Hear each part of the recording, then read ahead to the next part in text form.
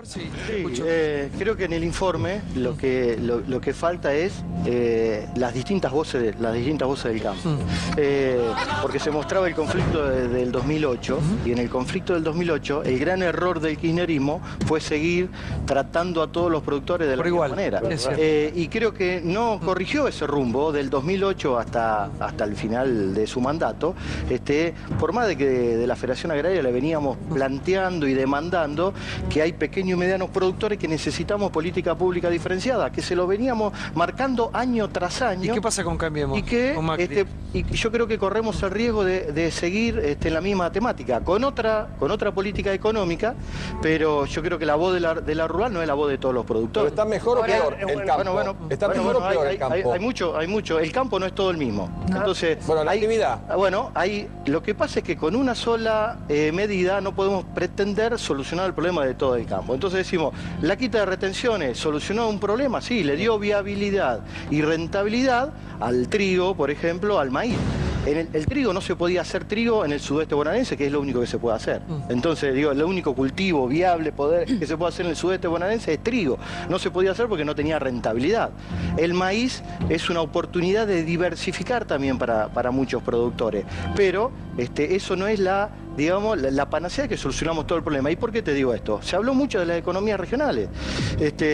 Antes de la devaluación y antes de la quita de retenciones decíamos, por ejemplo, que el flete, un tema que se hablaba muchísimo, ahora se dejó de hablar. Sí. El sábado no se habló del tema del flete. Y yo les digo, datos de la Bolsa de Comercio, por ejemplo, de Rosario, que son datos, nadie puede dudar de los datos de la Bolsa de Comercio. La Argentina es 170% más caro el flete interno que Estados Unidos. El 70% más caro que Brasil. Traer un camión de maíz de Salta a Rosario sale 39, 40 dólares la tonelada. Y llevarlo de Rosario a Shanghái, que son 21.000 kilómetros, cuesta 68, 69 dólares. Entonces, hay problemas estructurales, hay problemas estructurales que no se solucionan con la quita de retenciones. Justamente lo que decía Príncipe es correcto. Siempre el kirchnerismo puso a todo el campo junto, como si es lo mismo el que tiene 10.000 hectáreas con los pequeños que alquilan incluso. Nunca hubo una división y un análisis exhaustivo del campo, que es un sector muy vasto y que hoy pensar en el campo con la vaquita y la soja nada más es un error. El campo es también tiene una enorme pata en la agroindustria y lo que a mí me parece es que en vez de pelearnos con el campo, los argentinos, me estaba acordando del 2001, ¿sabés quién sacó adelante a la Argentina? El campo, porque fue la única que empezó a invertir en la cosecha. La Plata 2007-2008 también entra ahí. Pero es negar lo que somos nosotros. En vez de pelearnos con el campo, tratemos de amigarnos, de darle herramientas. Las cuestiones de economías regionales son todas diferentes. No se las puede meter en una bolsa. Sí. A ver, usted sabe usted es Tandil, ¿no? Sí, yo soy de Tandil, sí. Pero la verdad, yo creo que habría que parar un poquito con la sobreactuación con la rural, con la sobreactuación el 4 de julio en la embajada.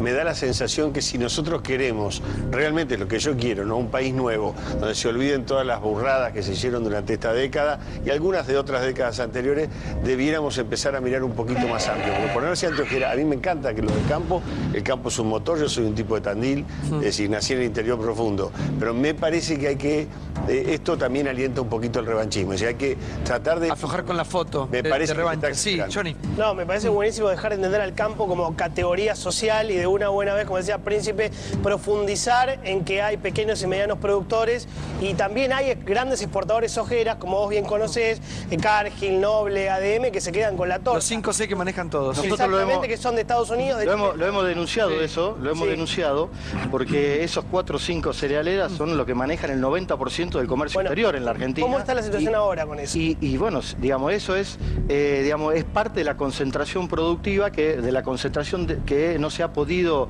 cambiar en estos años. Por ejemplo, el movimiento cooperativo tiene solamente un 10% de participación en el comercio exterior. Príncipe, ¿por qué es tan caro todos los alimentos? Bueno, ¿por qué un productor recibe tan poco, un tambero tiene que cerrar el tambo porque se funde y acá uno va al supermercado y paga cualquier cosa? ¿Por qué uno el kilo de carne al productor le pagan cuánto? 35, 40 pesos y después paga el corte? Santiago, podríamos hablar de muchos alimentos, pero te tiro algunos, pero vos me lo dejás caja de pecho, como se dice en el área, el tema de producción de cerdos, no se está hablando de la gran crisis que tienen los productores de cerdo. Vos me decís, pero la producción de cerdo es menor. No, ¿sabés cuántos productores de cerdo hay? 5.500 pequeños productores en el país, pero eso representa una torta de 700 millones de dólares la producción de cerdo. Son 180 frigoríficos específicos que en el país trabajan sobre la producción de cerdo. ¿Sabés cuánto le pagan a un productor de cerdo? 15 pesos el kilo. ¿Cuánto lo pagamos nosotros en las carnicerías? Más de 100 pesos, seguramente.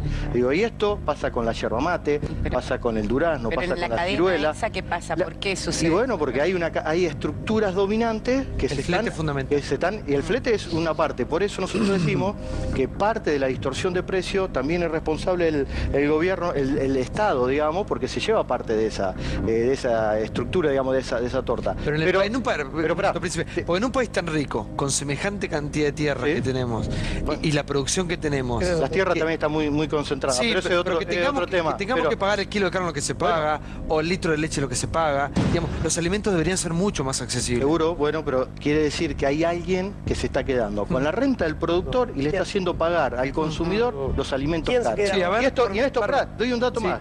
En estos últimos meses, la leche, que es, digamos, lo que todo el mundo habla, al productor le aumentó el 11%. ¿Cuánto le queda a un productor de leche? 4 pesos con 10. No. El litro. O sea que 4 pesos con 10. De los 20 pesos que nosotros pagamos un sachet de leche, al productor le queda 4 con 10. Es el 19% nada más de esos 20 pesos. Después, más del 30% se queda la industria, se queda el comercio y el 19% se queda el Estado. Pero te iba a dar este dato, Santiago.